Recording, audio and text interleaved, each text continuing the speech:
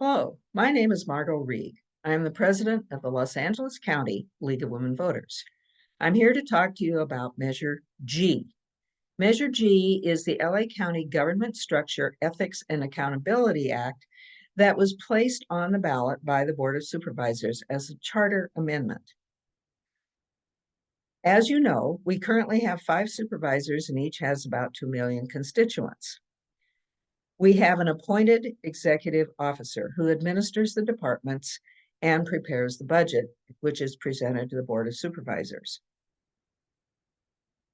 This measure purports to amend the county charter to do a variety of things. The first thing it would do by 2026 is to create an independent ethics commission with an ethics compliance officer in the Office of Ethics Compliance in the executive department. They would have the responsibility to scrutinize LA County supervisors and departments to find ethical diversions and to bring charges against, to correct these ethical errors.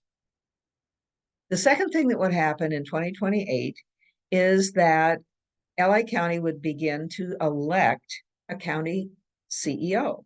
This would be comparable to an elected mayor or an elected governor. The elected CEO would have responsibility for the entire executive function of the county, leaving the legislative function to the Board of Supervisors.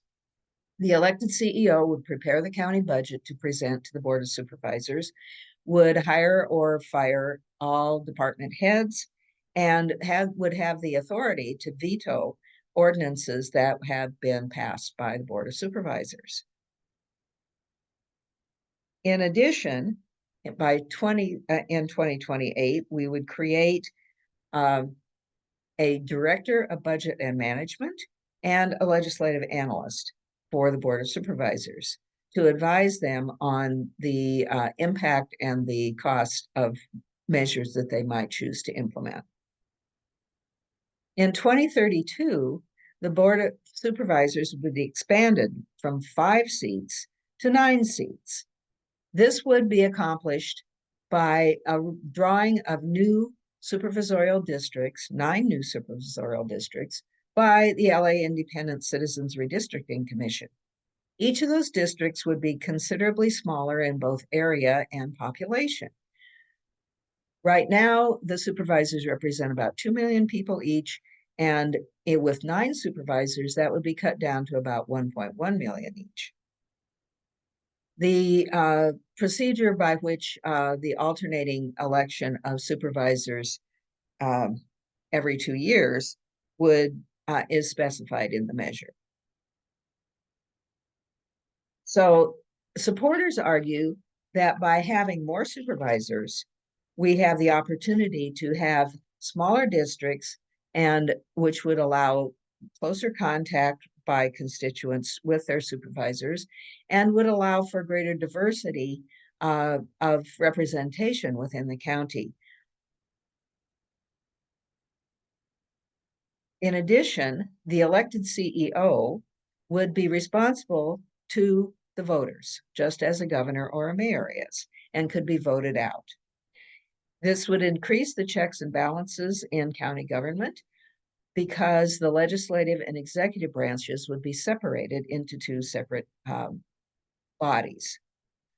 And finally, the Ethics Commission and Ethics Officer would be scrutinizing the county government for malfeasance and rooting out corruption.